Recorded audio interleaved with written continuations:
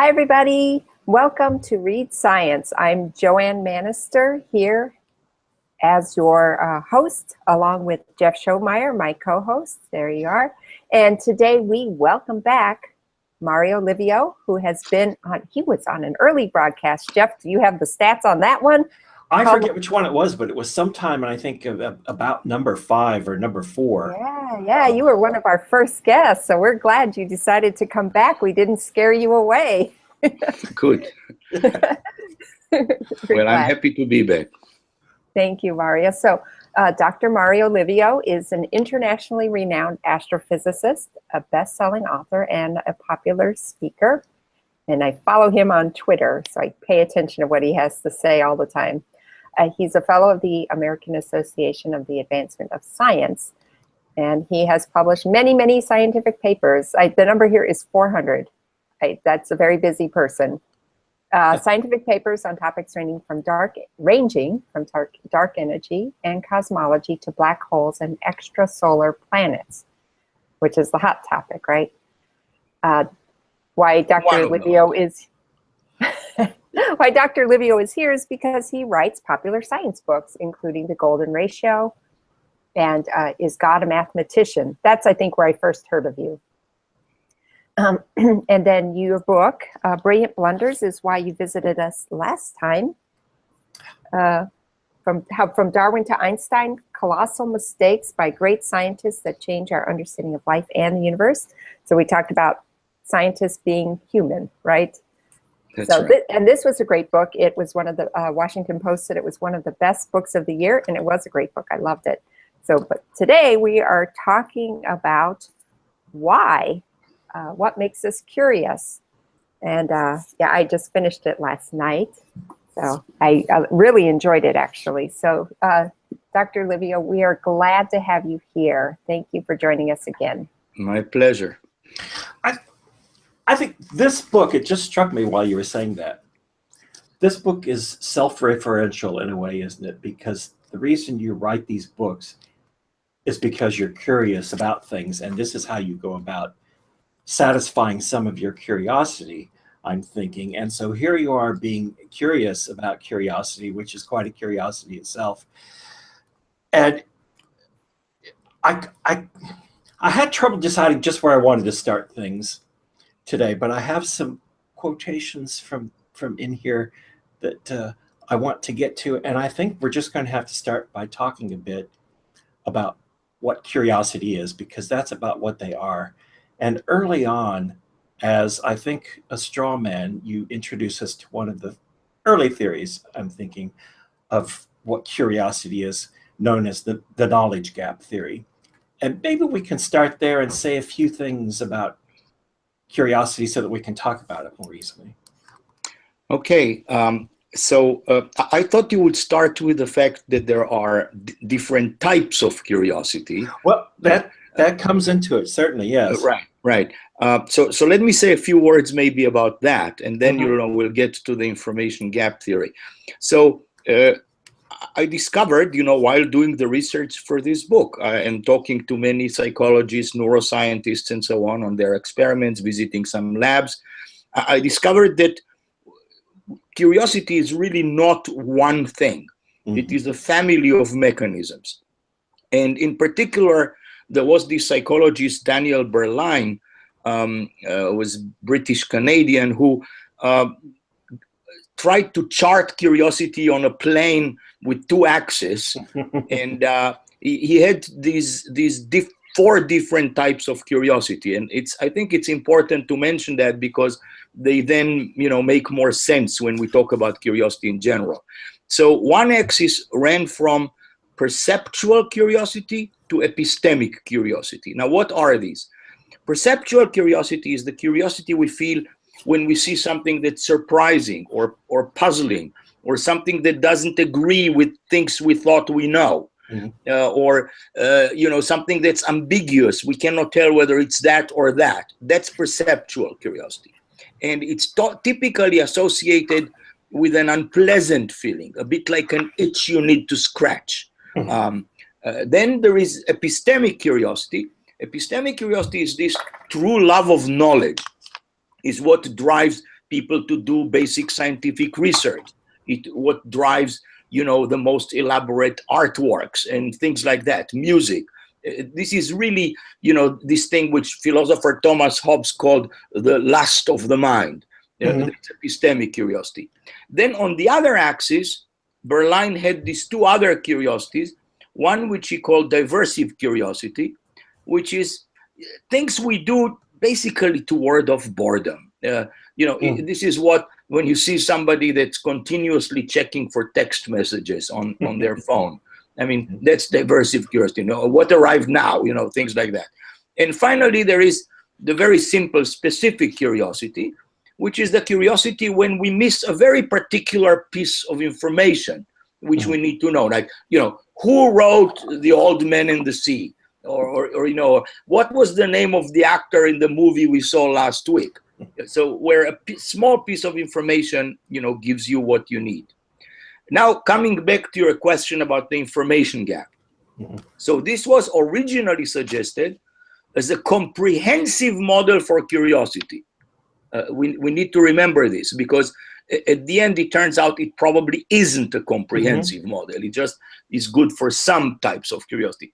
And the information gap basically said that if you look at our curiosity as a function of our knowledge, you know, imagine that on the vertical plot you have curiosity, and on the horizontal plot you have knowledge, then you get something like an inverted U-shaped curve, which means when you know very, very little, and I mean really little, you're not very curious about it, because you don't even know what to be curious about. You don't know anything about the subject. When you know a lot about the subject, you're also not very curious, because you feel that maybe you know almost everything by now. When do you get really curious? And when are you at the middle, at the peak of this inverted U shape? That's when you already know something about the subject, but you know or feel that there is much more to be known. That's when you are really curious. Well, Ed, you talked earlier about the information gap. I think because, I don't know, maybe we had more context, and you also talked about, you use Feynman and Leonardo as sort of test models for some of these ideas of a really curious person. It didn't feel very satisfactory to me, even from the beginning. And I think maybe I could tell that you were going to take that apart and replace it with some ideas. And the first time that I really felt like you said something that was undeniably true was around the time when you told this story about Feynman as a child with his father. Yes. And this involved, was this one a bird? Yes, birds. Could you relate that? And then I want to read what you said about that. Yeah, so Feynman tells the story that how with his father, you know, they were walking and they saw this bird that was pecking or preening its feathers, you know, and his father asked him, why do you think the bird does this, you know, pecking its feathers? And Einstein and Feynman said, well, maybe the feathers get messed up when the bird flies, and therefore the bird needs to arrange them when it lands. And then his father said, well, okay, let's test that to see if that is true or not. If that is true, you would expect that birds that just landed on the ground would be doing that much more than birds that have been already on the ground for a long time. And then they looked and they saw that there was no difference between birds that just landed or birds that were on the ground for a... So then they decided that that's not the correct explanation. And his father gave him another explanation, which actually was not true also in the details of it. But the point was really to make the boy, you know, question and test his ideas and things like that. It was not to give a specific, very detailed, clear answer to the question. And now that's sort of, you described that when you finish that as saying that his father created in Feynman's mind an information gap that appeared to be surmountable. But I think we'd pretty much left the information gap behind by that point. And sometime rather earlier on, but it resonated when I got to this part. You wrote, "We are not particularly interested in subjects about which we know almost everything or practically nothing." That's right. That's the sweet spot on this curve, right? When we know enough to think maybe we can know more. That's right. And that seemed almost, I don't know, do you agree? That seemed almost as close as we could get to saying, you know, that's curiosity there. Right. So that's curiosity, I think. It particularly, I think, describes well perceptual curiosity, you know, and things like this. I don't think it is still associated, that situation is still associated with a somewhat unpleasant state, with an aversive state, because this feeling that there are things we don't know that they're yet, you know, and so on, bothers us at some level. That's a good starting point for exploration, though, in a lot of science labs. That's right. Or learning hobbies and things. That's right. But then you also get into this situation where you regard the exploration and the search for more information as a pleasurable state. That's where epistemic curiosity sets in. You know, that's where an epistemic curiosity is associated with an anticipation of reward. So we see this knowledge as a reward. It's, you know, we feel it a little bit like the same when somebody offers us a piece of chocolate, or when, you know, we sit in a theater in a play we wanted to see and we're just about, the curtain is about to go up. But the pleasure from that sort of curiosity then is the thing that says the information gap theory might help us understand some things, but it's not the whole story by any means. That's right. Exactly. And then sum that up, there's that whole science thing that we'll come back to several times, but you quoted Jacqueline Gottlieb by saying, "My greatest joy is when I learn something new." And so that's right. That's the payoff. That's right. And that's right. And that was also repeated by Fabiola Gianotti, who is the director of CERN, the European Center for Nuclear Research, where the Large Hadron Collider is.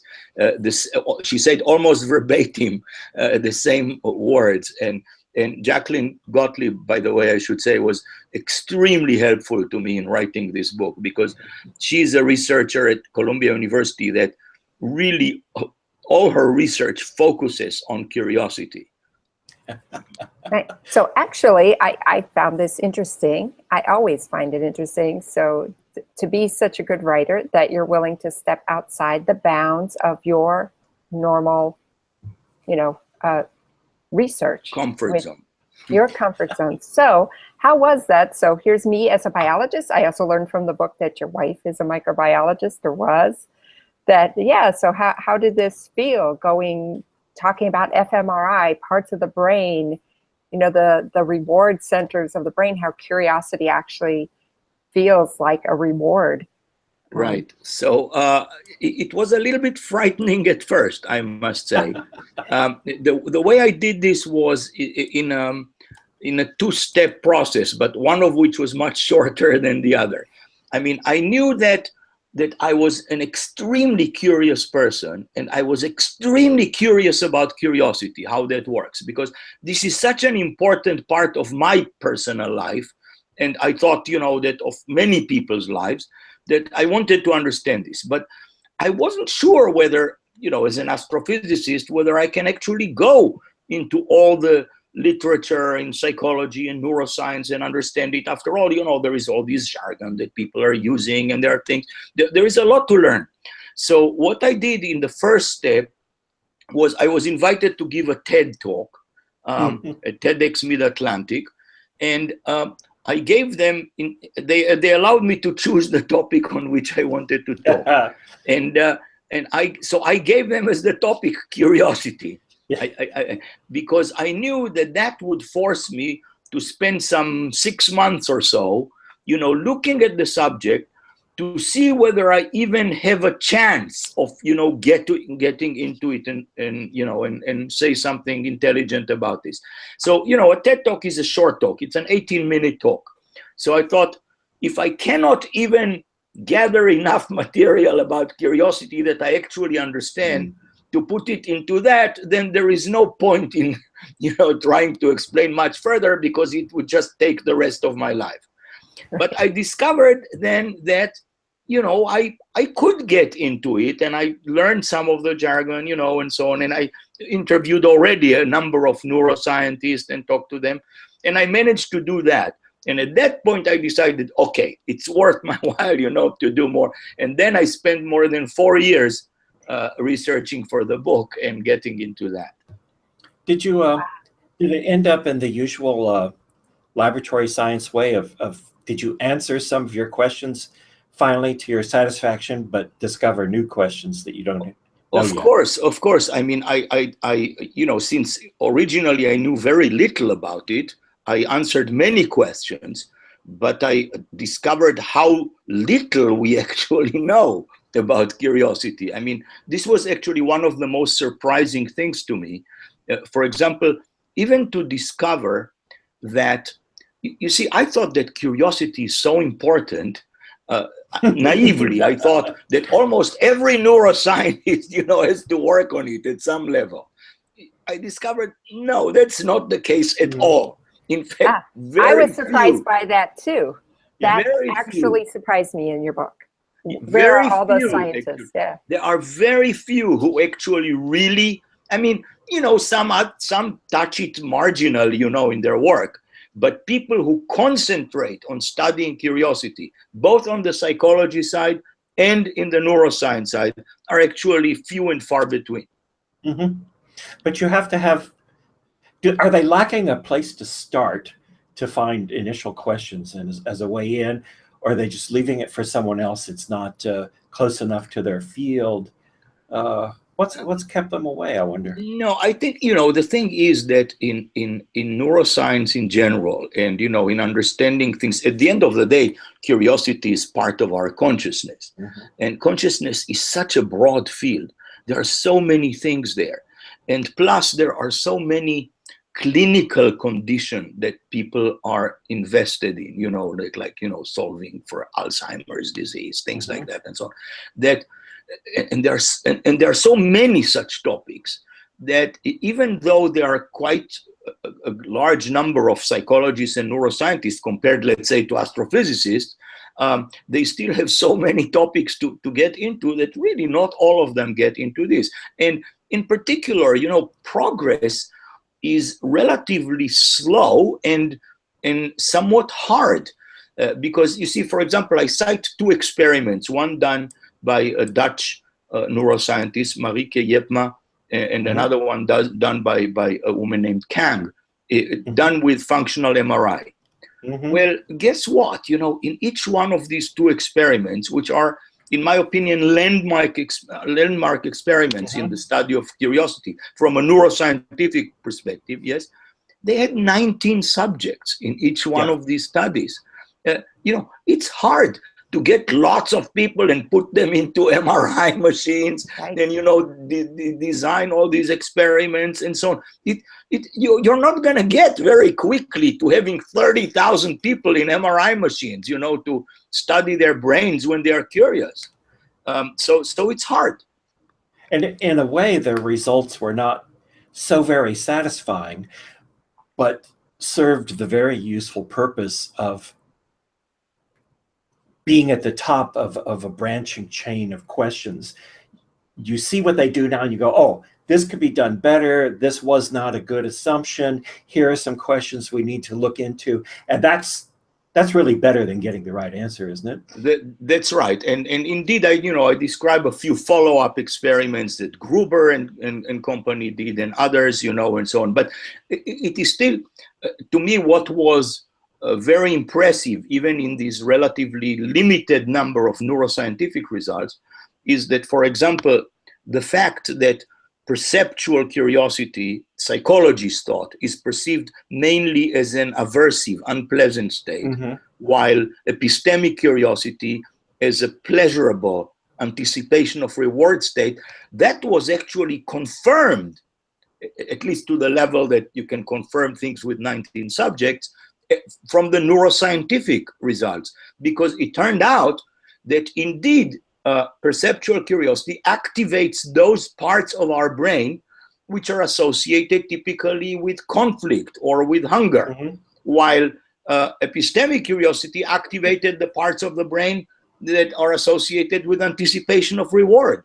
So now the psychology and the neuroscience seem to come together in identifying, that these appear to be two different mechanisms. And the functional MRI has had a big vogue for a few years, and we learned some things, and I think mostly we learned a lot of things that we didn't actually learn. And so, you look, you have these very clever psychological tests, and you see what area of the brain lights up, and that leads to things, but that also, I'm working down to quoting David Alexander, that also seems after a while to be a somewhat naive understanding that there's things light up, but other things light up, and there are parts of the brain that take a little longer, that override these parts of the brain, and all of these mechanisms are likely to be operational in various types of curiosity. And so here's the David Alexander quotation in a paper that's talking about these things. You said, "We question the very notion that neurological entities are events that occur at certain locations and times, rather than being comprised of trajectories that extend over locations and times." And I think he's got a truth there, which doesn't deny what we can learn really from the fMRI. Right. It's even more than that. I mean, at the end of the day, what the fMRI tells you is which part of the brain is activated. Okay, so you know that in this part is activated. Okay, but that still doesn't tell you much about what happens, how does it happen, why does it happen, and so on. It's a step forward, but it's not a huge step forward. And David Alexander had added on top of it another level of uncertainty, which said it's not only that this part gets activated, but in fact, this is all some sort of a traveling wave in your brain, which you cannot really understand unless you understand that not only that it's here, but also where does it travel from here and where does it travel from there and what happens in both space and time. I'm good with the idea that it's going to take probably quite some time to unravel consciousness. Of course, it is going to take quite some time. For the rest of everyone's lives, I think. Yeah. So actually, let's talk a little bit about wonder versus curiosity, and sort of how this plays into education. I'm sure you can discuss this. So how does learning and curiosity tie together, and what's the difference between wonder and curiosity? So wonder and curiosity are actually close together, I must say, and at some level, maybe even had we known from the beginning, for example, that the curiosity that we feel when we are surprised and a curiosity that expresses our love of knowledge are somewhat different in terms of their neuroscience and so on. Maybe we would have given different names to the two things and not called them both curiosity. So maybe you would have called one wonder and the other I don't know, anxiety or something. Some other names. Yes, we might have given. Now, in terms of the connection to learning, then yes, there are many experiments that have shown that curiosity is very closely associated with learning. Namely, we learn things much better when we're curious about them. And also, we learn things much better when, for example, we thought we know the answer, but the answer turns out to be wrong. Then we learn much more from that. So it enhances learning and it enhances memory too. When we're curious about things, we remember them much better. And one finding that I found in particular surprising was that when you're curious, you seem to remember better not just the things you're curious about, but even all kinds of incidental things. There was this experiment where they showed people something and and asked them to remember that. But in between the things that of the experiment itself, they flashed some random faces. And it turned out that in the situations where people were very curious, they even remember those random faces that had nothing to do with the experiment better. So, I mean, there was a sentence there which say that maybe curiosity is like some sort of a vortex in a fluid, you know, that it sucks in everything around it, whether it's related or not. So that was another interesting thing. So yes, if you make your students or whoever it is more curious, they are likely to remember things better, and they are likely to learn them better. So let's extend this to science communication. Yes. So because some science communicators say, well, you know, our goal is to make people curious so they'll want to know more, right? Which makes sense, and you are probably doing that by writing your books. But then we also have a whole contingency of people who are down at this lower level of the curve. They don't know anything to even be curious. So right. I'd like to hear your take on curiosity's role in science communication and getting people to come in and engage in science a little bit more. Yes. So on one thing you already alluded to, which is, you know, in that inverted U-shaped curve, your goal is to move people from where they don't know anything and therefore are not curious about it, to move them more towards the middle, more towards the peak where they already know something about this, and then know that that's interesting, and then they become more curious about this. I mean, so that's one thing, you know, to try to get people into that. Now, how do you do that?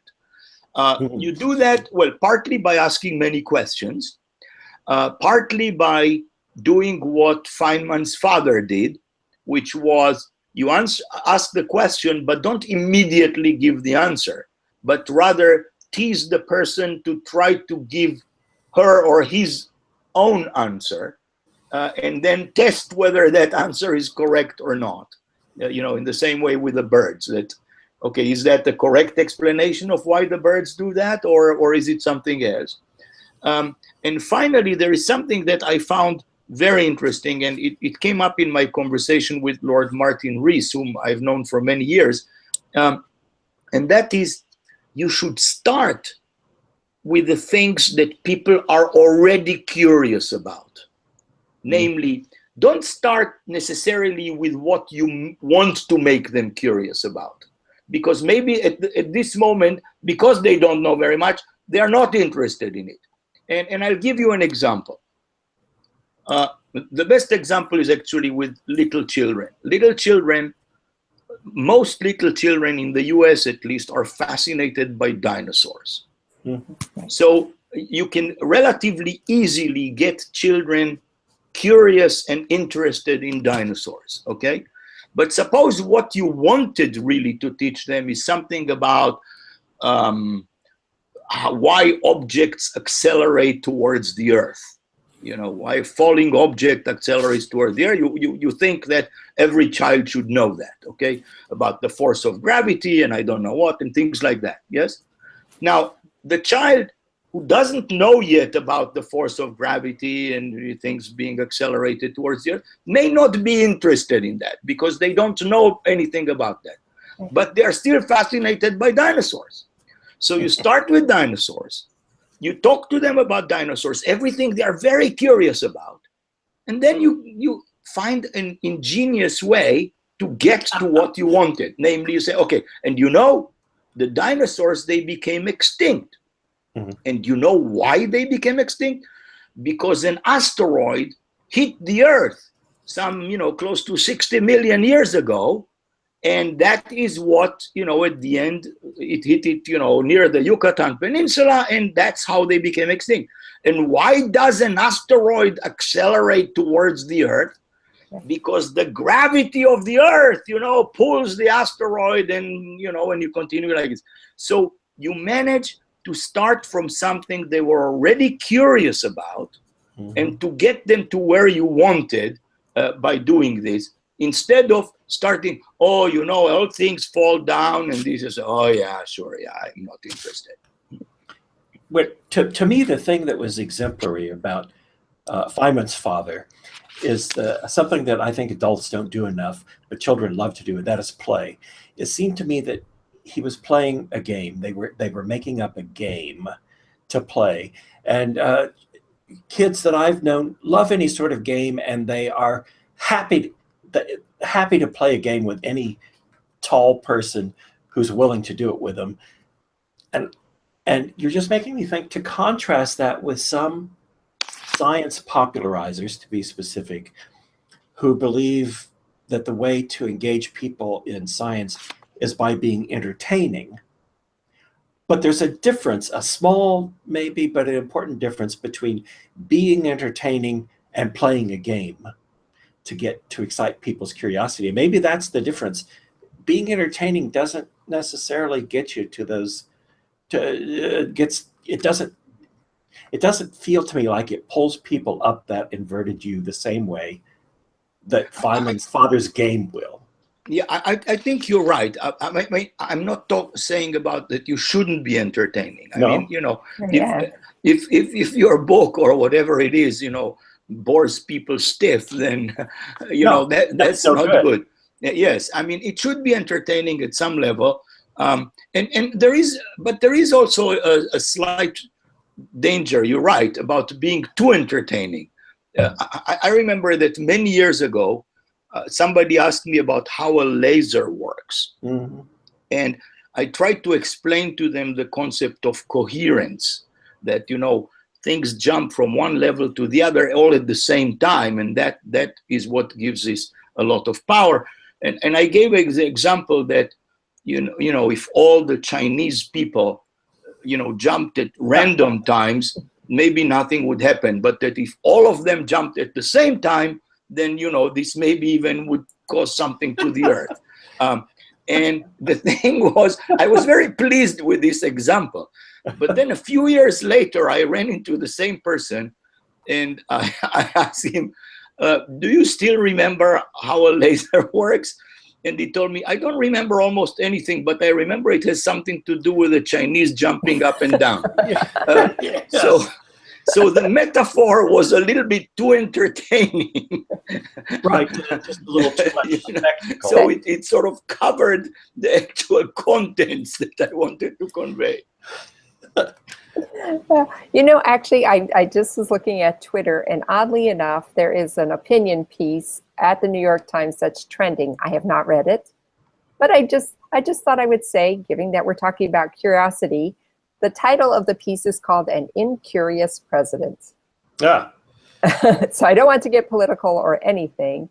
Yeah, But what is the danger in not being curious? I will actually, that I'm happy to tell you, Yes. and without mentioning any particular politician and, No, and you so don't on. have to, but I thought how interesting, that's trending exactly Yes, when we're talking. So Yes, yes. Look, if you look at the biggest problems that humanity is facing today, the biggest problems, you know, things like climate change, things like fighting disease, in particular in entire continents like Africa, you know, and things like that, in finding food resources for all the population on Earth, even things that are somewhat smaller but still important, like cybersecurity, things of that nature.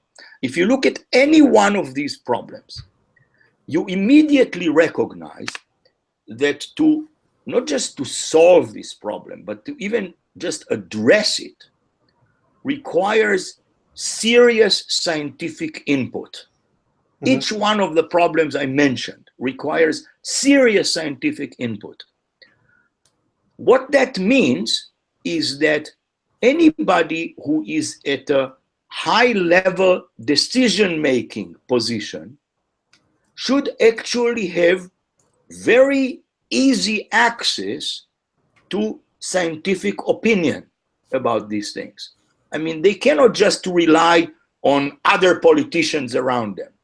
They need to have the scientific input. And that's where curiosity comes in. Yes, you need to understand that you need to be curious about these problems and understand what science has to say about them. That is crucial to the biggest problems. I'm not even talking about, you know, there are many even small everyday problems that require scientific input, because science is now all around us. Yes, I mean, we're talking through a computer, across half the continent here. I'm using some device on my ears, all these things, right? And so on. So everything here is, the phone in my pocket here uses both general relativity and special relativity for its GPS system, all these things. So these are on the everyday level, but certainly on the global level, these problems require serious scientific input. So I would hope that every person who is at a level where they need to make big decisions should have the right scientific advice, should have a science advisor. I wrote a piece in Nature in February about Winston Churchill, because I discovered an essay that he wrote in 1939, which was never published in full before. And that essay was called, "Are We Alone in the Universe?" So Churchill of 1939, and you can easily find that piece on, if you Google my name and Churchill, yes? Churchill of 1939 wondered about that question. This is when Europe was on the verge of World War II, okay? So this is how curious he was. And he was also the first prime minister to appoint a permanent science advisor. So that's the type of thing I'm talking about. But there has to be a willingness to ask questions from these people too. Of course. And I don't know that that's prevalent enough, really. Well, the first thing is to recognize that not only that we don't know all the answers, we in fact almost don't know any answer. I mean, yeah. This is what marked the transition from the Middle Ages to the Renaissance. This recognition that, the Middle Ages were characterized by this notion that was largely, imposed by the church in that particular case, that everything that is worth knowing, we already know. And the transition was, to all these empiricists, like Hume and, others and all these, yes, Locke, and these who said, no, you have to observe, to do experiments. You have to use your senses and find the questions.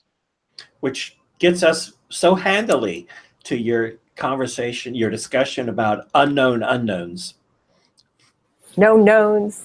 No knowns. Unknown unknowns. Yeah. Well, so famous by Donald Rumsfeld, but he didn't make it up. He just put it in the American consciousness, I think. Right, but he wasn't discussing curiosity, but No, without knowing it, he captured this inverted U shape. Yes, because when you have unknown unknowns, you're not curious about them, right? Because you don't know what to be curious about. When you have known knowns, you're also not very curious about them because you already know everything. It is those known unknowns that you are curious about, when you know that there are things you don't know. And you can't really get to that important point of turning on your curiosity by being willing to ask questions unless you believe there are questions that can be asked that are worth asking, which is not going to happen if you think everything that needs to be known is known. That's right. Right.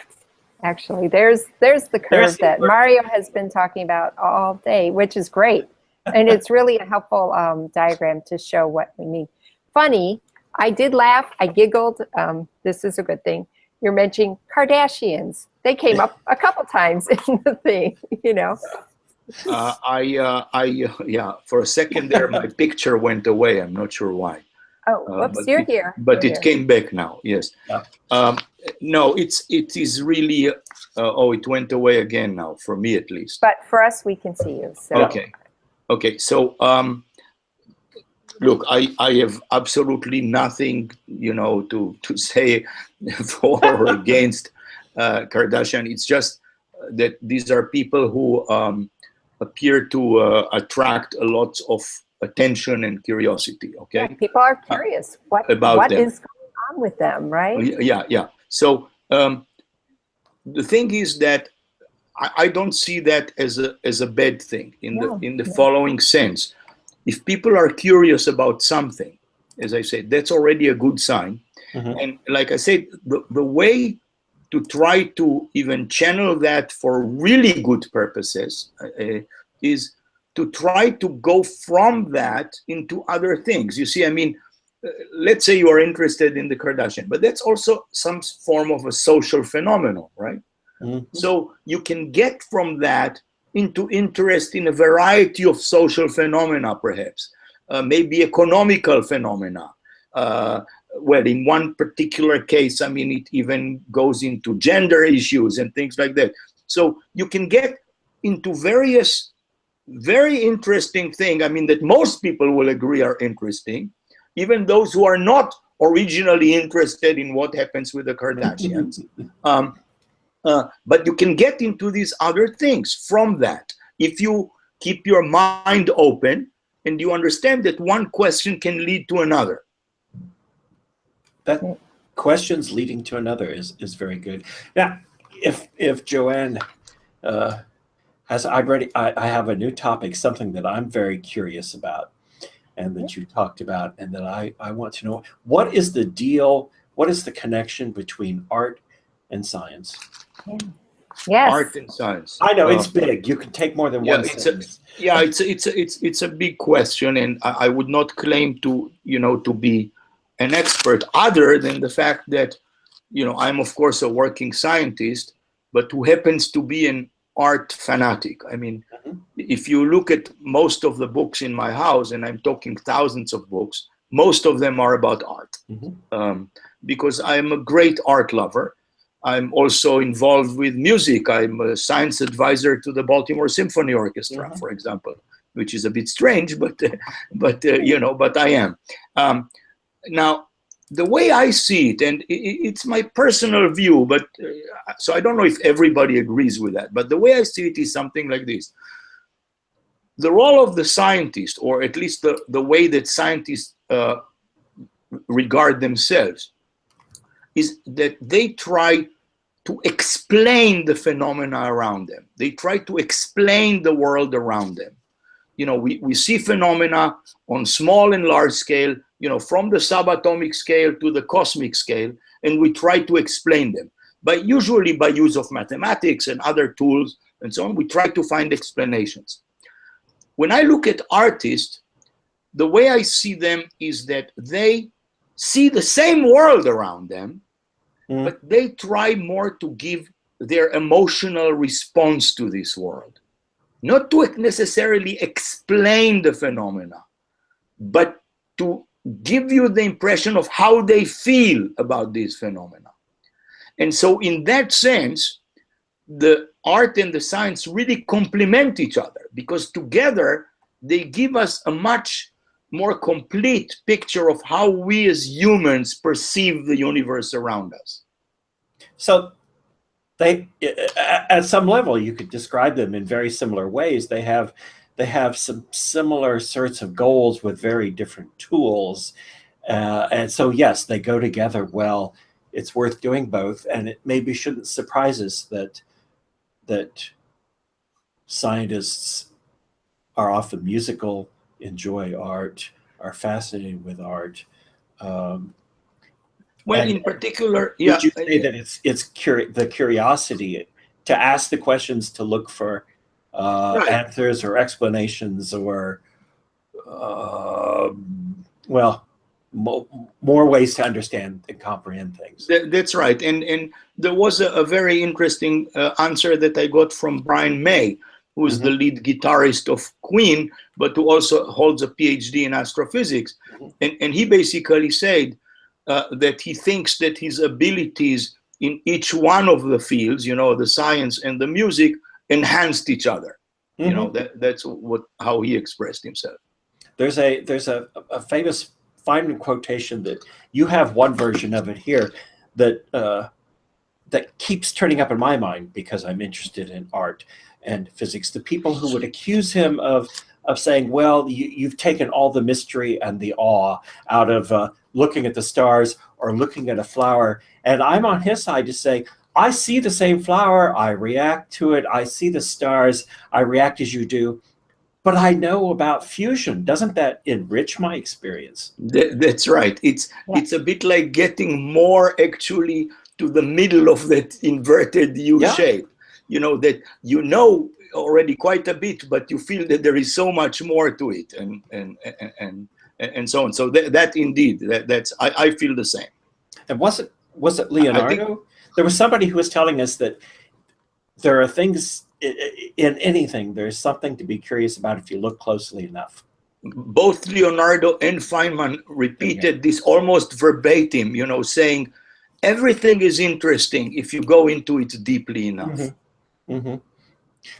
Okay, I'm almost done with the art thing because I wrote down a sentence, and sometimes I'm interested in, I can't remember why I made some comment in my notes, and I'm hoping you can explain that.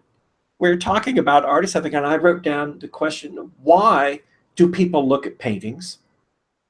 So, yes, so I do not exactly know the answer to that, but oddly enough, that psychologist that I mentioned, Daniel Berline, who actually, you know, formulated this model of 4 types of curiosity and so on, actually worked a lot in that area about, you know, what is it that drives our aesthetic feel, you know, why do we look at paintings and things of that nature. And also there was this mathematician, G.D. Birkhoff, who wrote a whole book trying to even quantify beauty.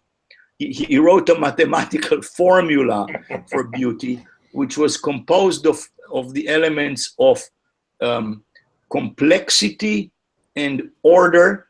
And, you know, he wanted to say that, you know, if things are too complex, they are not beautiful. If things don't have a certain order to them, you know, they're not beautiful. But if they have too much order, you know, and so on.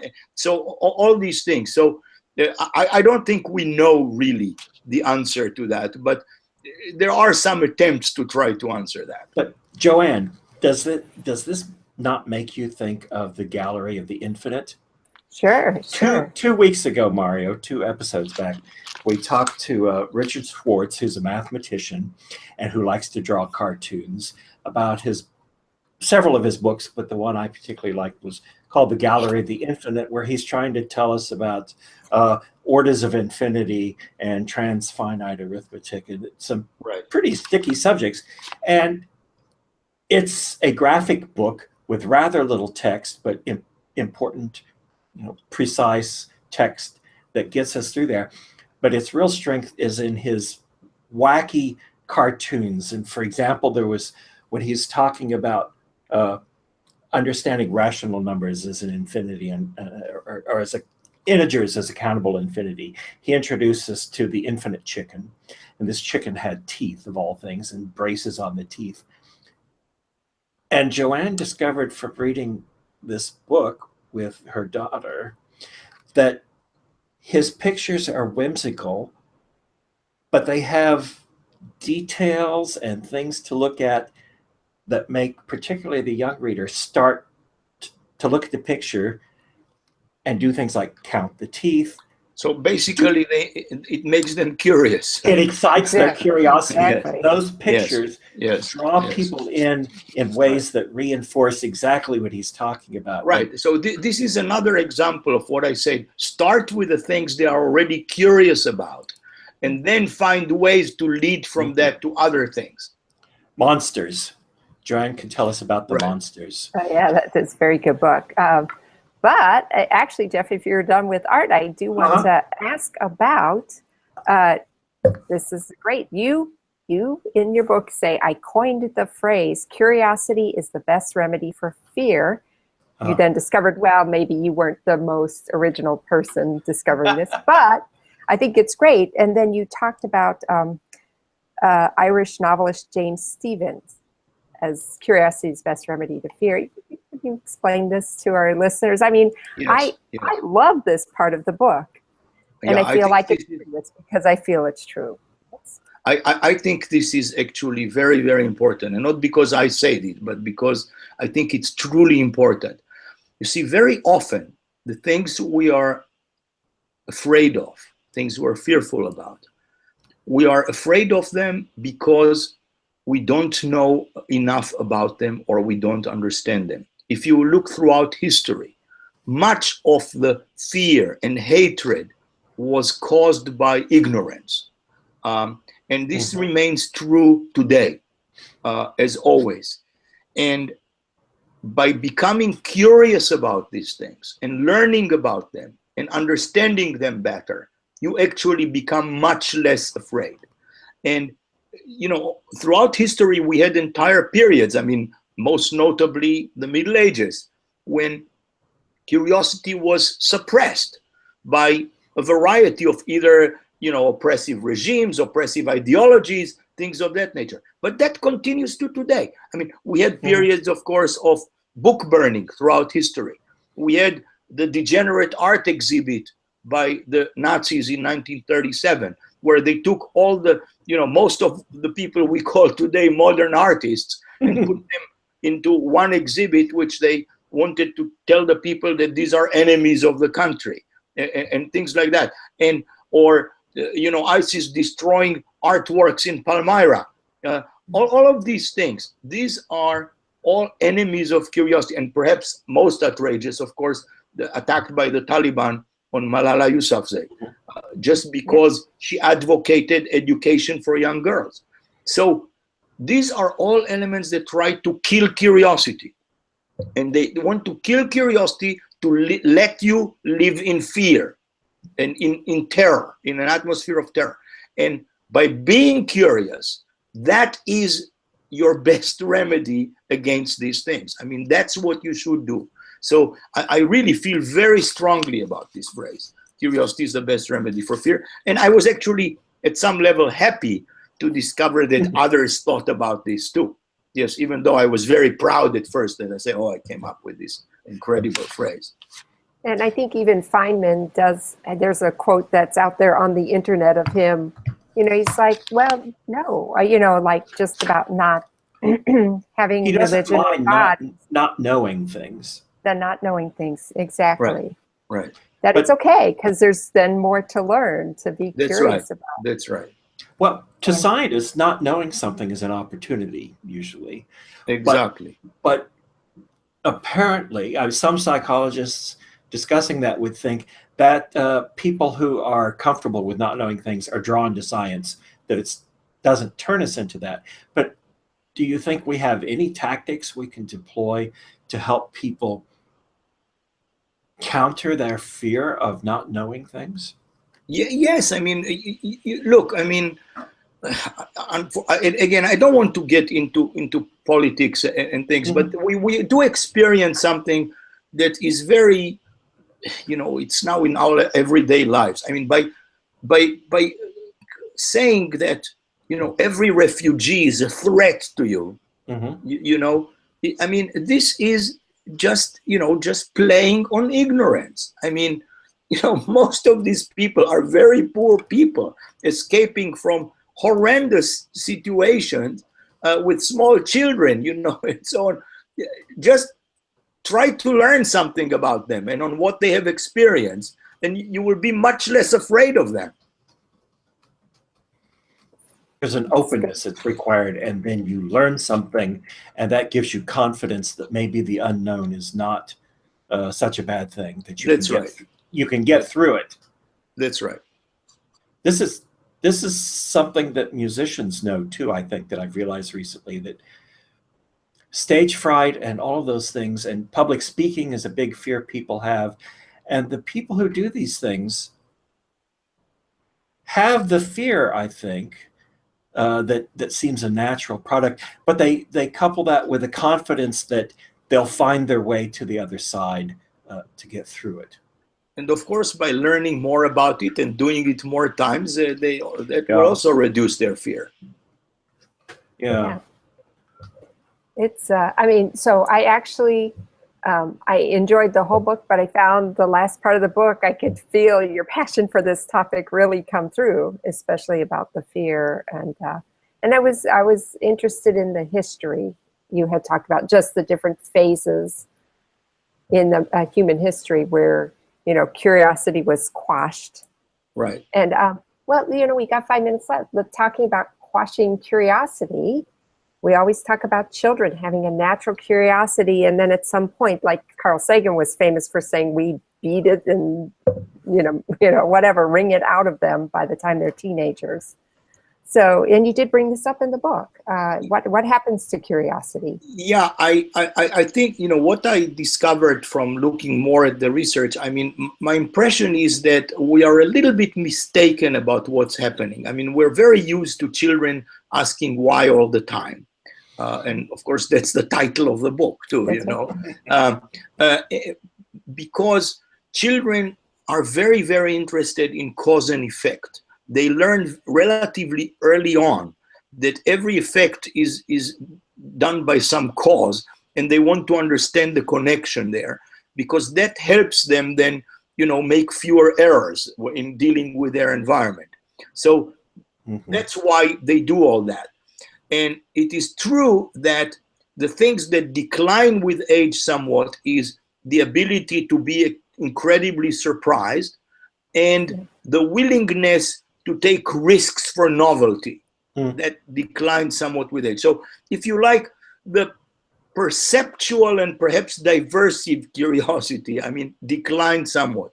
However, studies show that epistemic curiosity, you know, the love of knowledge, the fact that we are, you know, what was called infovores, that, you know, we try to devour information, that actually stays fairly constant with age. So we shouldn't be too discouraged by the fact that, you know, we are maybe a little bit less able to, you know, take risks for novelty or willing to do that, but it should keep our interest in, you know, learning new things. I thought that, you know, that was an excellent point in the book, especially, you know, raising 4 kids. Oh, by the way, I loved your daughter's science project for school. Oh, that just delighted me. A true story, yes. Yeah, it was very nice. So, she wanted to check how long wearing a lipstick was if one company's claim was true. Right. And, so you know, because you're like, she's interested in lipstick. What? Yeah. She wanted to see whether the advertising of one company that a particular lipstick is more resistant to kisses is true. So she was really, I thought at first she was interested in lipstick or kissing or whatever, but no, it turned out she was interested in truth in advertising. And we found a way to turn that into a serious scientific experiment. So I was very pleased with that. And it's an excellent example, again, how following their curiosity, you know, gives you much better results than coming and saying, oh, I think you should know about the pendulum and how it works, you know, which bores her to tears, you know. Exactly. All those things we didn't get to, just to leave a little bit of curiosity. And your daughter's science experiment, we don't want to give away, but I was surprised by the result. And so I thought that was a very nice experiment. And I can leave this thought with our listeners' minds. That it's like, you'll have to read later on in the book if you want to know about the interesting point that Mario makes, that cooking food may have reduced the time it takes we spend chewing every day, and what that has to do with evolution and why curiosity might well be the product of natural selection. Well, that's all in the book. So, and actually, with just a minute or so left, Mario, is there anything we forgot to ask you that you wanted to tell us about? No, I think you covered really quite a bit of it. I mean, my hope truly is to convey how important I think curiosity actually is, because it is important to almost everything we do. You know, from a simple conversation, you don't want to listen to a conversation if you are not somewhat at least curious about it. to reading a book, to seeing a film, to seeing a TV program, to doing advertising, to doing science, of course, to do art. For all of this, curiosity is an absolutely necessary ingredient, and indeed a necessary ingredient for creativity in general, studies found. So I want everybody to be aware of that. It's great. Well, Mario, thank you for coming back with us again and for writing your book, Why? What Makes Us Curious. If you guys haven't picked it up, our viewers, you might want to check it out because it's really got lots of good information from historical perspective, psychological, neurological, right? And just observational. I really enjoyed it. Yeah. There are many Thanks. ideas that are worth thinking about. Definitely, definitely. So thank you, Mario. Thank you for Thank you. Okay, bye. Okay. Thanks everybody for watching.